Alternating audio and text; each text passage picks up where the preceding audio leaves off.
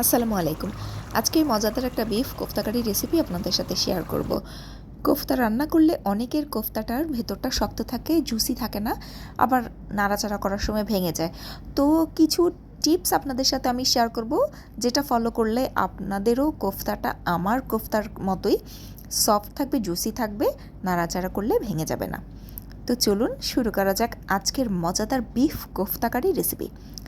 এই জন্য প্রথমে 600 গ্রাম বিফ কিমা আমি নিয়ে নিয়েছি। এটা কেনা বিফ কিমা।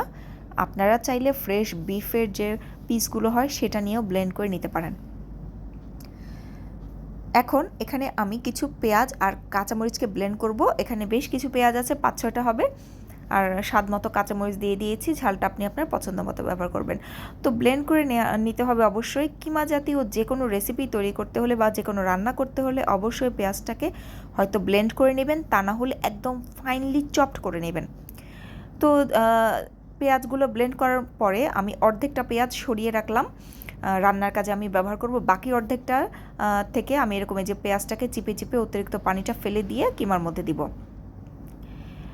যদি এই পানিটা আপনি ফেলে না দেন তাহলে কিমার মধ্যে পেঁয়াজের পানিটা মিশে কিমাটাকে লিকুইডি করে ফেলবে। এই জন্যই কিমা জাতীয় যে কোনো রান্নাতে অবশ্যই পেঁয়াজ ব্লেন্ড করে দিবেন। ব্লেন্ড করে অতিরিক্ত পানিটা চিপে ফেলে দিবেন, অথবা ফাইনলি চপড করবেন যেন সহজে পানিটা চিপে ফেলে দেওয়া যায়। সাথে দিয়ে দিব 1 চামচ আদা বাটা, 1 চামচ রসুন বাটা, আধা চামচ ধনিয়ার গুঁড়া, আধা চামচ জিরার গুঁড়া, আধা চা চামচের মতো লাল মরিচের গুঁড়া, স্বাদ মতো লবণ। সব কিছু দিয়ে হাত দিয়ে খুব ভালোভাবে মিশিয়ে নিব। ঝাল কতটুকু খাবেন সেটা আপনার পছন্দ মতো আপনি ব্যবহার করবেন। আর আধা চা চামচ আমি গরম মশলার গুঁড়াও এখানে ব্যবহার করেছি, যেন সুন্দর একটা খাবারের সময় সুন্দর একটা ফ্লেভার আসে। তো খুব ভালোভাবে হাত দিয়ে মিশিয়ে নিব।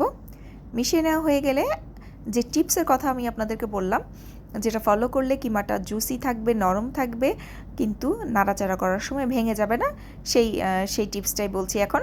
2 পিস ব্রেড নিয়ে নিলাম। ব্রেডের পাশে যে ব্রাউন অংশটা আছে সেটা কিন্তু অবশ্যই ফেলে দিবেন।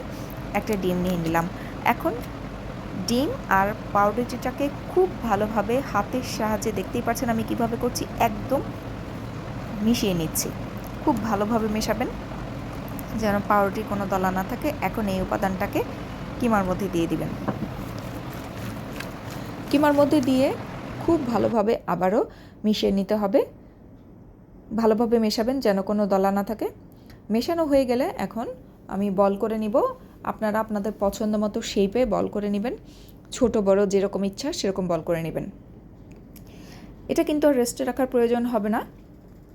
তো আমি এখন বল করে নিচ্ছি। আর বল করার সময় হাতে একটু পানি লাগিয়ে নেবেন, তাহলে হবে কি কিমাটা আর হাতে লেগে যাবে না।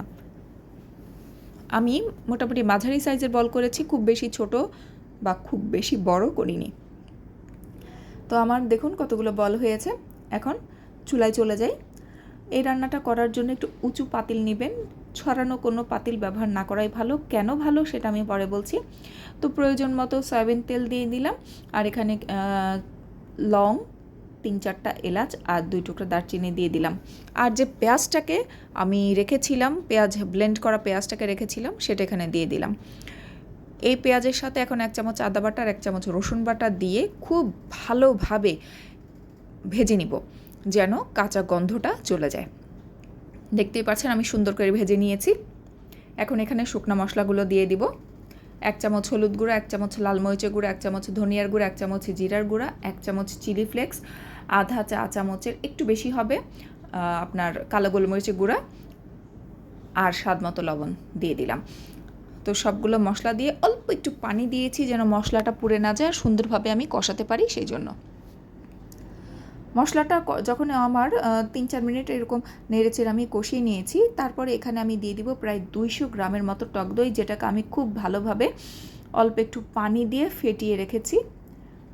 দেখতেই পাচ্ছেন আমি একটু পানি দিয়েছি, পানি দিয়ে এটাকে ফেটিয়ে রেখেছি। এখন এই টক দইটা দিয়ে ভালোভাবে একদম ননস্টপ নেড়েচেড়ে মিশিয়ে নিতে হবে, যেন টক দইটা ছাড়া ছাড়া না হয়, সুন্দরভাবে যেন মিশে যায়। তো এখন সবগুলোকে আবার একটু কষাবো মিনিট 5-এর মতো। যখন দেখব যে মশলাটা টক দই সহ ভালোভাবে কষে গিয়েছে, তখন এখানে আমি প্রায় 600 ml মতো পানি দিয়ে দিব।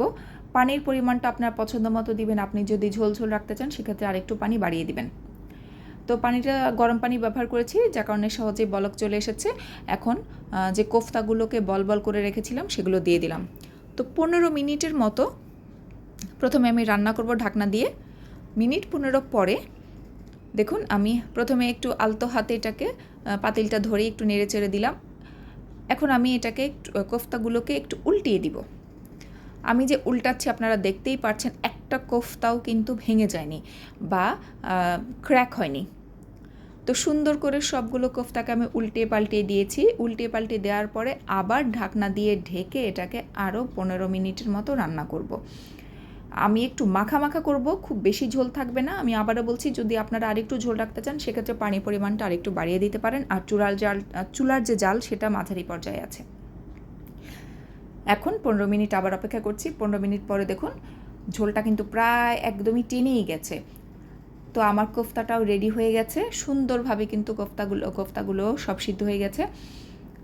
প্রায় 25 থেকে 30 মিনিটের মতো আমি কিন্তু এটাকে রান্না করেছি। এখন কয়েকটা কাঁচামরিচ, আধা চামচ গরম মশলা গুঁড়া আর আধা চামচ ভাজা জিরার গুঁড়া দিয়ে আমি আবার আলতো হাতে একটু নেড়ে চেড়ে দিব। তো আমার কিন্তু রান্নাটা হয়ে গিয়েছে। এই পর্যায়ে আপনি আপনার লবণ ঝাল সব কিছু চেক করে নেবেন। আমি এখন এই কোফতা কারিটাকে নামিয়ে নেব। তো আমি যেহেতু কাঁচামরিচ ব্যবহার করেছি সেজন্য আরও মিনিট খানিক একটু ঢাকনা দিয়ে ঢেকে রেখেছিলাম। এখন আমি নামিয়ে আপনাদেরকে পরিবেশন করে দেখাচ্ছি আমার ফাইনাল যে কোফতা কারির লুকটা সেটা। দেখুন আমি যে পাতিল থেকে যখন বাটিতে নিলাম একটা কোফতাও কিন্তু ভেঙে যায়নি। তো আশা করছি রেসিপিটা আপনাদের ভালো লাগবে। ভালো লাগলে অবশ্যই আমাকে জানাবেন। ধন্যবাদ।